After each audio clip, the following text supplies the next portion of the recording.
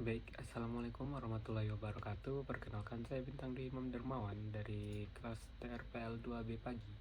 Hari ini ingin mengerjakan soal ATS. Baik, dari soal yang pertama, perhatikan dokumen berikut. Di sini terdapat dua faktur pembelian barang. Dan untuk yang pertama itu ada nomor 998 dan juga yang kedua ada nomor 779. Nah, dari soal tersebut, untuk soal yang pertama, buatlah bentuk tabel tidak normal atau normalized form dari dokumen di atas. Baik, di sini langsung saja untuk kita buat tabelnya. Yang pertama sudah pasti ada no faktur. Kemudian untuk yang kedua itu ada atribut tanggal. Untuk yang ketiga itu ada atribut kode supplier dan juga ada nama suppliernya. Setelah itu langsung saja masuk ke isinya, yaitu ada kode barang dan juga ada nama barangnya. Setelah itu ada quantity, ada juga harganya, dan juga ada jumlah serta total faktur. Nah, kemudian ada juga jatuh tempo faktur. Nah, untuk isinya sendiri itu dari nomor fakturnya itu ada 998 sebanyak 2 dan juga ada dari 779 sebanyak 1. Kemudian dari tanggalnya itu di sini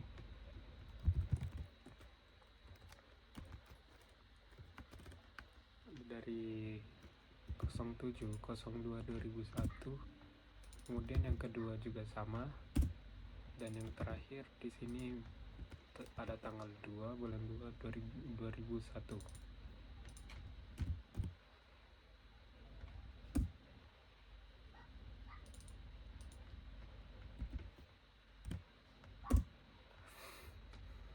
Untuk kode suppliernya itu dari sini ada G01.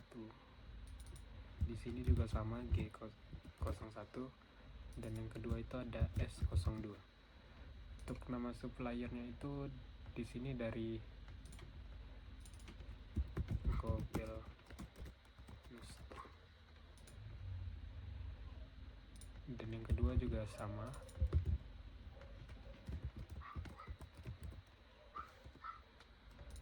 Dan yang ketiga itu ada dari Hitachi. Untuk kode barangnya itu ada A01, kemudian A02 dan R01. Di nama barang di sini ada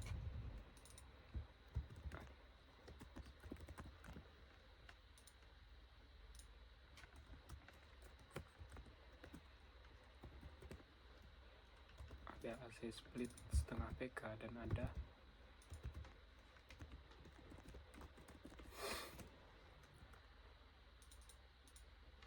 AC split 1 PK. Kemudian ada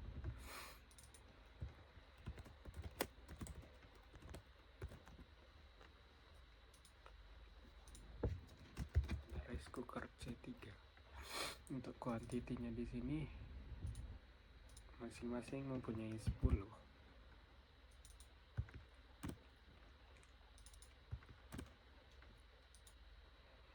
Kemudian untuk harganya di sini yang pertama itu ada 1350.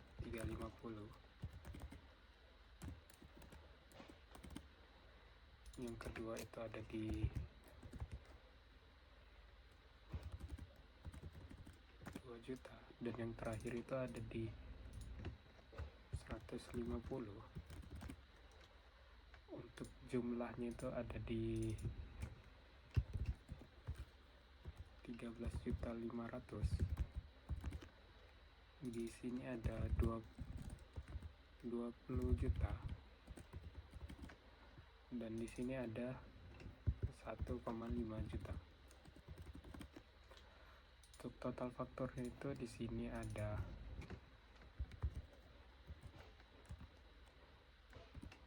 33.500.000. Di sini juga sama. Dan yang di bawah ini ada 1,5 juta. Untuk jatuh tempo faktur itu sendiri ada di tanggal yang sama.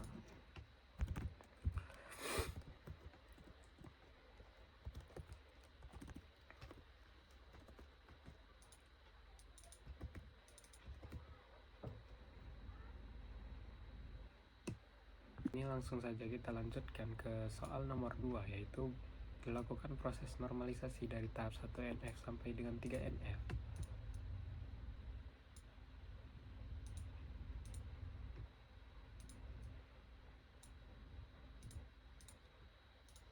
Baik, yang pertama itu dari tabel 1 NF. Di sini kita punya tabel supplier.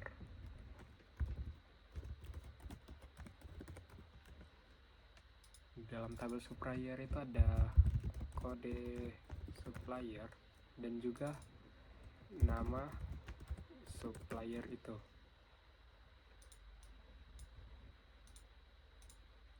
Untuk isinya ada G01 dan juga S02 dengan nama supplier Gobel Nustra dan juga Hitachi.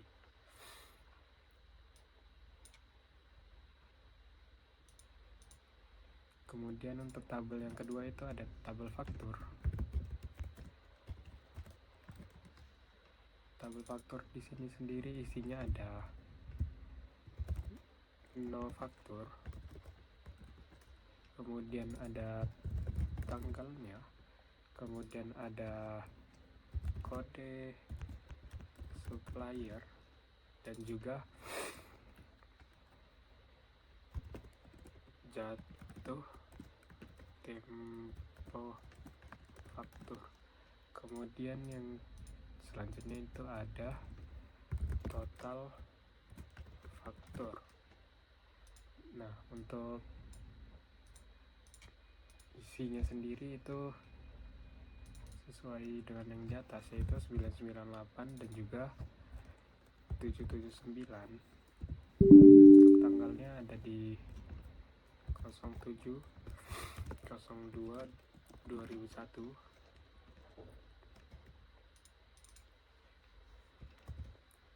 Dan di sini 02/02/2001. Kemudian untuk kode suppliernya ada G01 dan juga ada S02. Untuk jatuh tempo fakturnya sendiri itu sama di tanggal 09/03/2001. Kemudian untuk total fakturnya itu di sini ada 33.500.000 dan yang kedua itu ada 1,5 juta.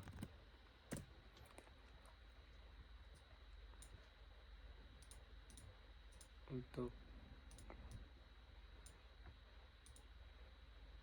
selanjutnya untuk tabel yang ketiga yaitu ada tabel barang.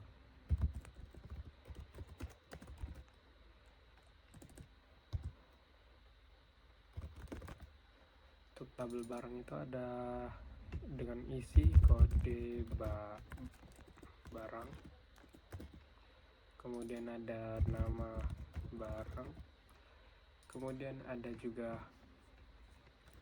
harga.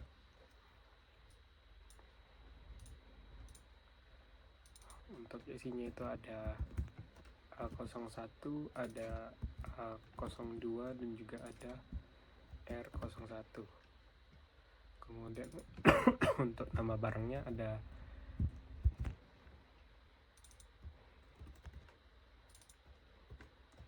AC split setengah PK dan juga ada AC split 1 PK. Dan di sini ada rice cooker. Kemudian untuk harganya di sini ada 1350, di sini 2 juta, di sini 150.000. Nah, untuk tabel yang terakhir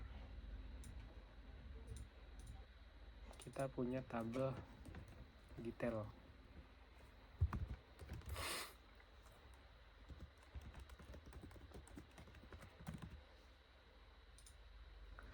Untuk tabel detail di sini itu ada isinya, yaitu no faktur, kemudian ada juga kode barang,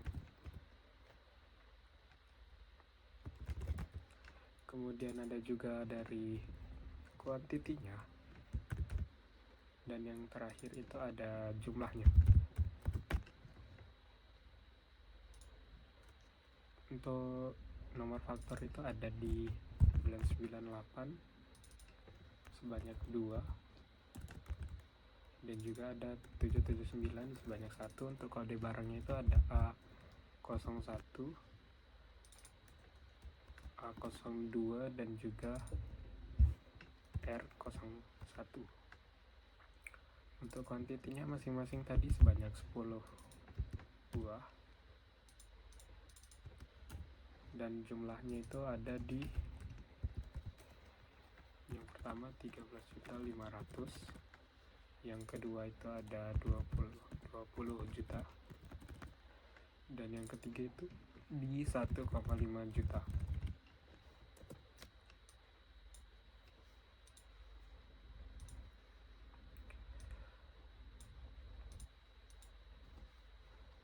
Itu tunjukkan relasi tabel hasil dan proses normalisasi yang diperoleh.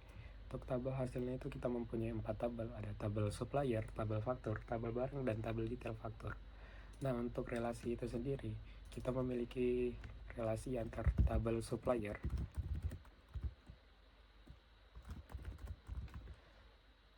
berelasi one to many dengan tabel faktur. Nah, jadi di sini satu supplier bisa memiliki banyak faktur, dan satu faktur itu hanya bisa dimiliki oleh satu supplier. Untuk selanjutnya itu ada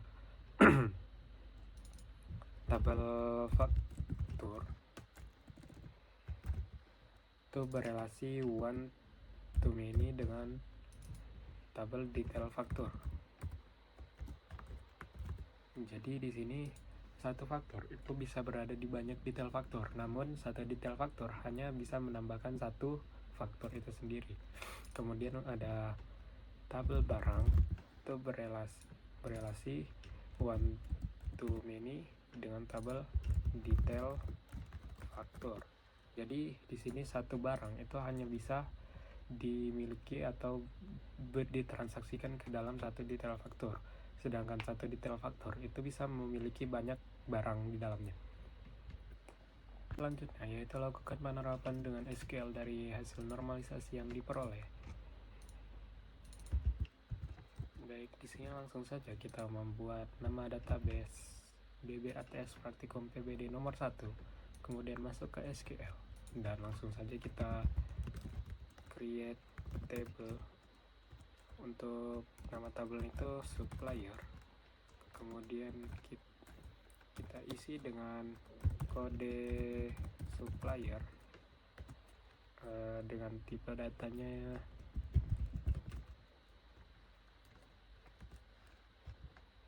tipe data varchar dengan panjang 5. Kemudian kita jadikan ini sebagai primary key. Kemudian kita tambahkan juga untuk nama suppliernya dengan tipe data varchar juga panjang 30 karakter. Lalu kita tutup kurung dan close. Mungkin untuk tabel-tabel selanjutnya akan saya singkat saja untuk menghemat waktu. Oke, baik, di sini saya telah membuat 4 tabel yang dimana nama tabel itu supplier, barang, faktur, dan juga detail faktur. Nah, untuk tabel-tabel ini yaitu tabel faktur, kita membuat variation key mengambil data dari kode supplier. Dan kemudian untuk tabel detail faktur itu kita juga menggunakan variation key untuk mengambil dari nomor faktur itu dan juga mengambil dari kode barang. Langsung saja kita go. Baik, di sini kita sudah mempunyai 4 tabel, yaitu tabel barang, detail faktur, faktur, dan juga supplier. Oke, baik, mungkin untuk selanjutnya akan saya isi per tabel ini sesuai yang ada di sini, yakni tabel supplier dan juga yang selanjutnya. Mungkin untuk proses ini akan saya skip terlebih dahulu untuk menghemat waktu. Ini adalah untuk isi dari tabel-tabel supplier yang sebelumnya sudah ada, sudah dibuat. Jadi di sini kita sudah memiliki hasil DML untuk detail-detail seperti kode supplier, faktur, detail faktur, dan juga barang. Untuk soal selanjutnya yaitu lakukan operasi DDL dan DML pada tabel-tabel normalisasi yang diperoleh, minimal 5 record untuk DML. Nah, jadi yang pertama itu kita pergi ke sini, lalu kita ke SQL, kemudian kita melakukan operasi DML yang pertama yaitu insert into supplier dengan value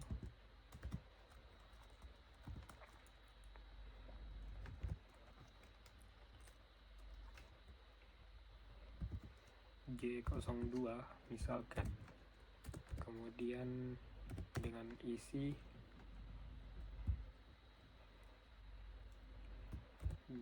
nama perusahaan bintang. Kemudian kita jalankan untuk DML yang pertama. Kemudian untuk DML yang kedua yaitu mengupdate dari tabel supplier yang tadi, yaitu kita menggunakan query update dari tabel supplier. Kita set nama supplier tadi sama dengan perusahaan bintang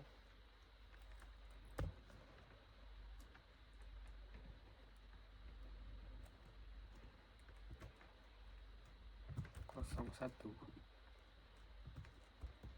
where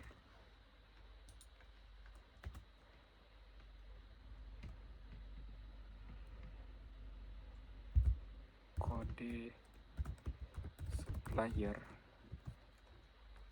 sama dengan G02. Baik, kita jalankan langsung.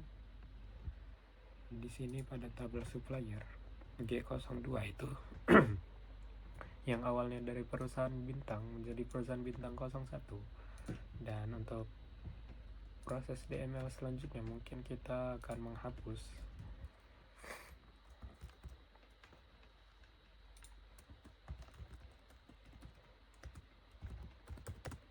delete from table supplier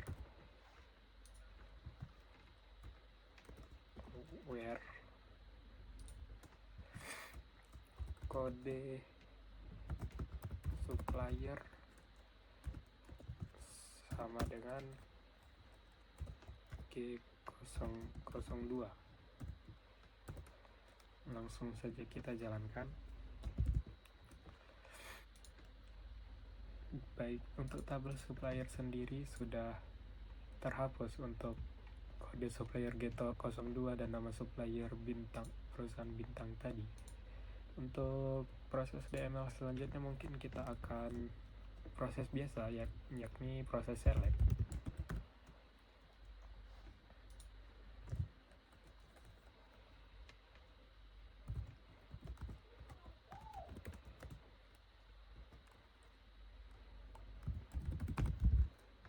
Select dari tabel supplier. Di sini untuk menampilkan seluruh isi dari tabel supplier itu sendiri. Nah, mungkin untuk query DML yang terakhir, mungkin kita akan menggunakan select untuk dari tabel barang. Mungkin di sini masih sama, kita menggunakan query select, tetapi di sini kita menggunakan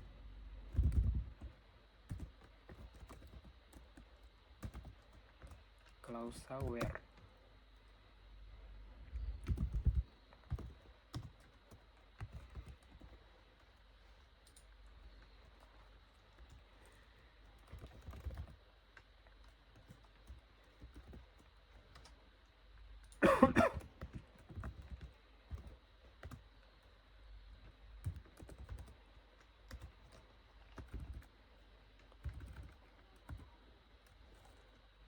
Jadi di query ini kita mengambil nama barang dan juga harganya dari tabel barang dengan klausa.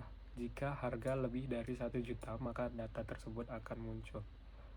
Langsung saja kita jalankan. Jadi di sini data yang muncul itu data nama barang dengan harga yang lebih dari 1 juta. Mungkin cukup sekian untuk nomor satunya. Kita lanjutkan ke nomor 2, yakni kita membuat database dengan nama DBATS Praktikum. Kemudian untuk membuat tabel dengan nama pegawai, baik, langsung saja kita praktikkan. Jadi di sini kita akan membuat database dengan nama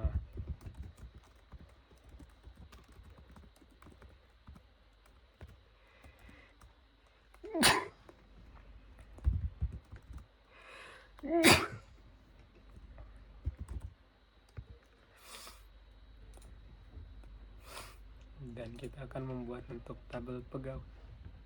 Di dalam SQL kita akan membuat tabel pegawai.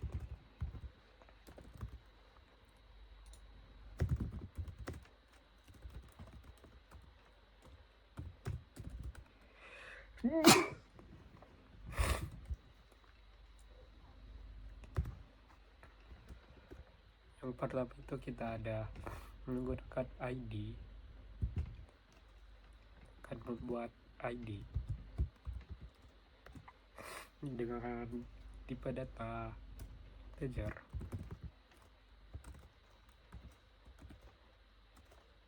dan juga not null.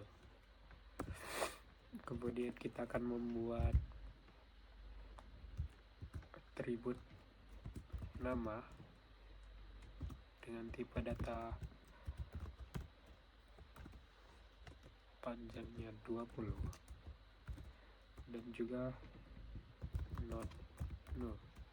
Kemudian yang ketiga kita akan membuat atribut alamat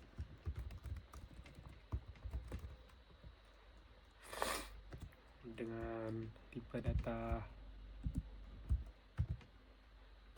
varchar dan juga panjangnya sama 20 dan juga not null. Dan yang terakhir kita akan membuat atribut gaji dengan tipe data integer, panjangnya yakni 10 panjang dan juga tetap memiliki not null.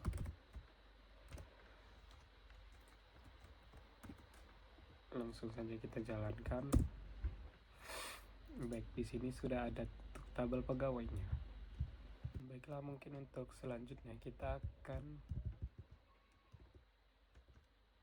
memasukkan data-data berikut ini, mulai dari ID, nama, alamat, dan gaji masing-masing sebanyak 9 record. Mungkin Untuk proses ini akan saya skip untuk mempersingkat waktu.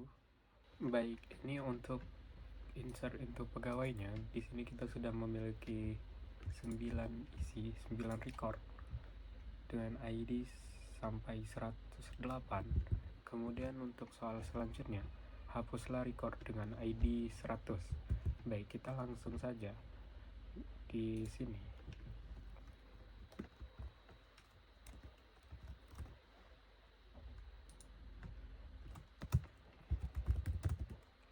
Kita akan menghapus dari tabel pegawai dengan causal where di mana ID sama dengan 100. Nah, di sini kita akan menghapus dari tabel pegawai dengan ID 100. Di sini sudah tidak ada lagi untuk ID 100. Kemudian untuk update data untuk ID 101 dan 102. Nah, yang pertama yang kita lakukan adalah menggunakan query update di tabel pegawai. Kemudian kita set apa yang ingin diupdate seperti nama,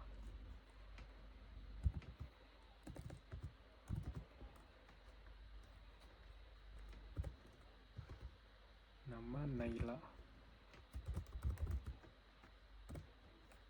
kemudian untuk alamat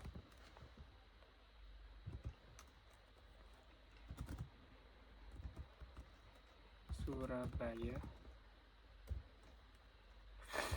kemudian ada untuk gaji,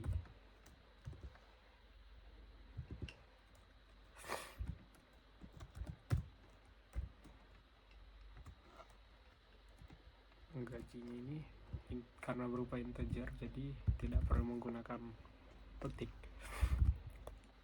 Gaji 10.000. Kemudian kita pilih juga untuk di mana ID, untuk mengupdate ID nomor berapa.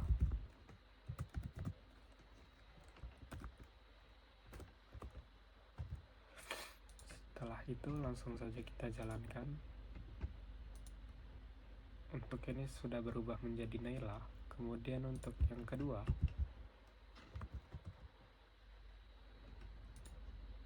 kita ubah menjadi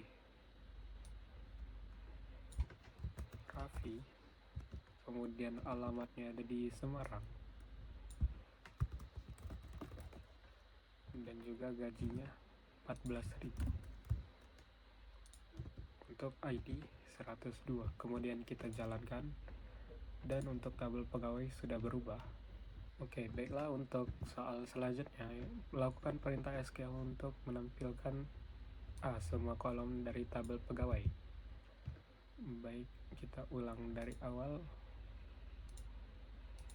Kita akan menampilkan semua kolom tabel pegawai.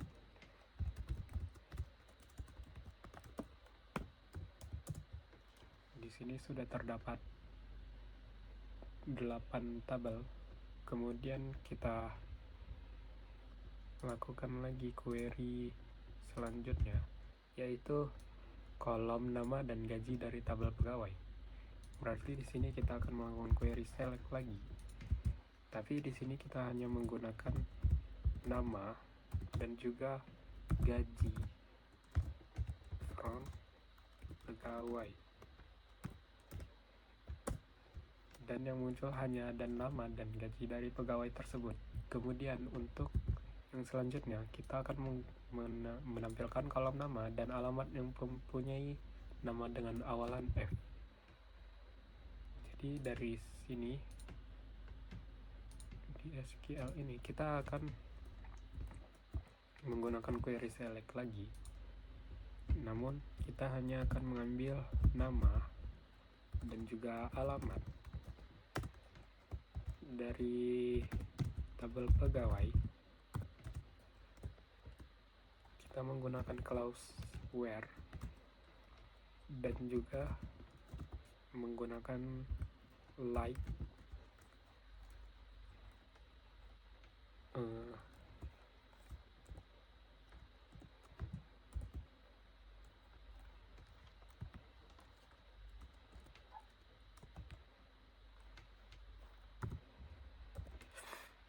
jadi fungsinya ini kita memilih nama alamat dari tabel pegawai dengan namanya itu berhawalan huruf F.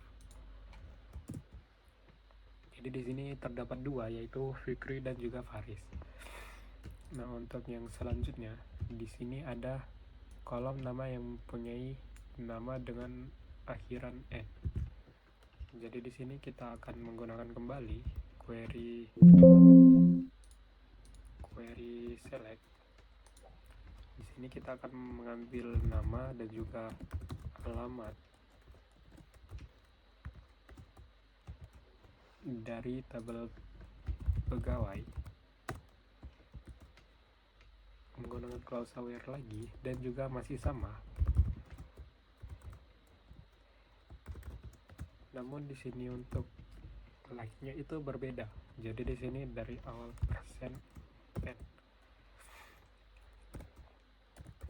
Jadi di sini mengambil nama dengan akhiran N. Jadi di sini ada dua, yaitu Ivan dan Zakiuddin. Untuk soal selanjutnya, menampilkan kolom nama dan gaji yang mempunyai gaji di atas 15.000. Nah, baik, langsung saja untuk SQL-nya. Itu kita kembali menggunakan select untuk nama dan juga gaji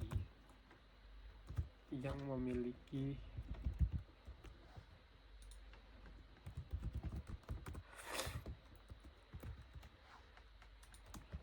memiliki gaji lebih dari 15.000.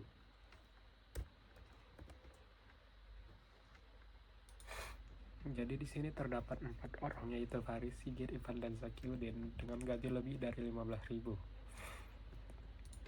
Untuk selanjutnya yaitu kolom nama, alamat, dan gaji yang bergaji di atas 13.000 dan beralamat di Surabaya.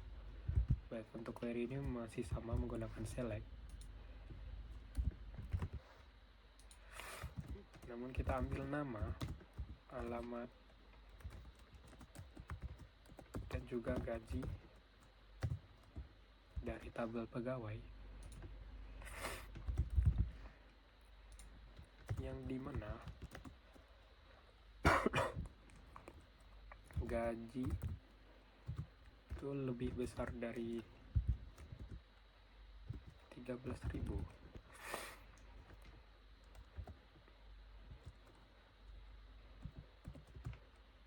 Dan juga alamatnya berada di Surabaya. Setelah dijalankan maka akan tampil yaitu Sigit dan juga Zakiuddin. Kemudian untuk selanjutnya dari kolom nama dan gaji dengan range gaji antara 15.000 sampai 20.000. Jadi di SQL ini masih dengan yang sama, kita select lagi untuk nama dan juga gaji dari tabel pegawai. Kita menggunakan clause yang sama, yaitu clause aware, di mana gaji itu di antara 15.000 dan juga 20.000. Langsung saja kita jalankan, maka di sini akan muncul Fikri, Faris, Sigit, dan juga Ivan. Untuk soal selanjutnya, kita menghitung gaji max, min, dan rata-rata dari tabel pegawai. Baik, di sini kita menggunakan query yang sama, select. Tetapi di sini kita menggunakan langsung di max gaji sebagai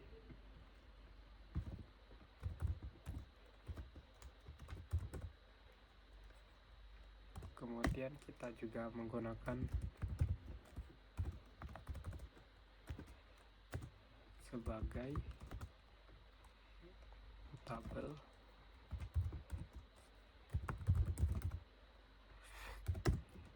dan juga kita mencari rata-rata sebagai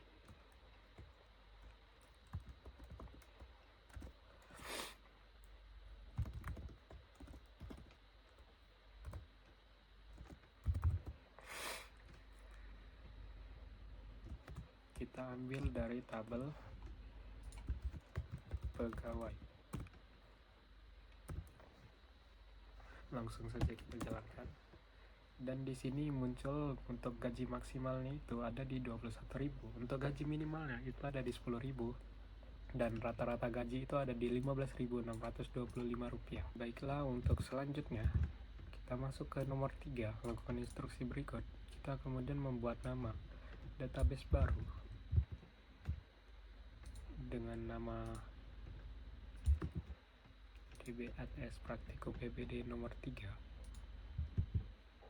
Kemudian kita membuat tabel barang, tabel detail pembelian.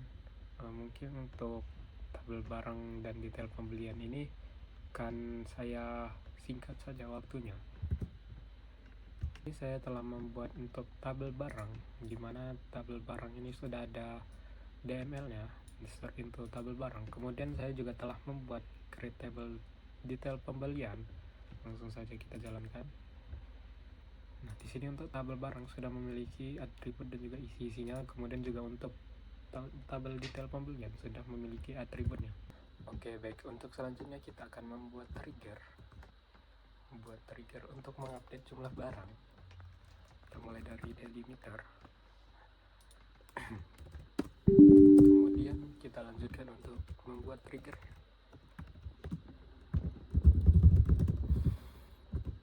Untuk trigger stok barang.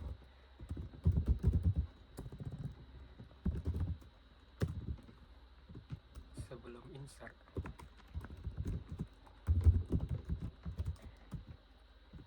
ke dalam tabel detail pembelian. For each, untuk setiap barisnya kita mulai dengan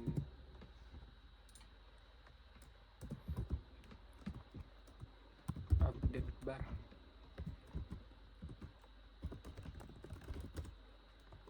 Set untuk menentukan jumlah sama dengan jika kosong.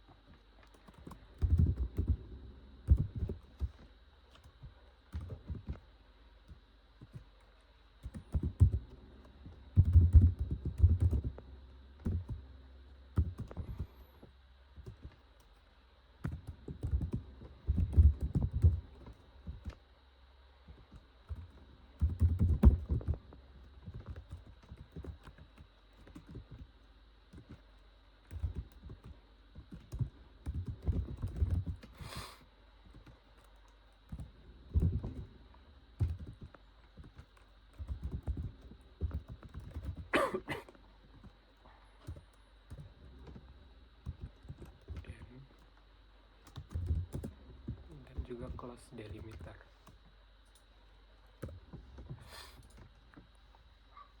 Jadi kita akan membuat trigger stok barang sebelum insert ke dalam tabel detail pembelian, di mana trigger itu membuat update barang melalui jumlah. Jika jumlahnya kosong, maka jumlah akan ditambah jumlah yang baru, di mana kode barang tersebut akan diperbarui menjadi kode barang yang baru. Langsung saja kita jalankan. Di sini terdapat error, namun di tabel sini sudah memiliki triggernya, yaitu trigger detail pembelian, trigger stok barang untuk tabel pembelian before insert. Langsung saja kita masuk ke soal selanjutnya, yaitu lakukan penambahan data ke tabel detail pembelian. Jadi di sini kita lakukan hal yang sama, yaitu insert into tabel detail pembelian. Value-nya itu untuk ID yang pertama yaitu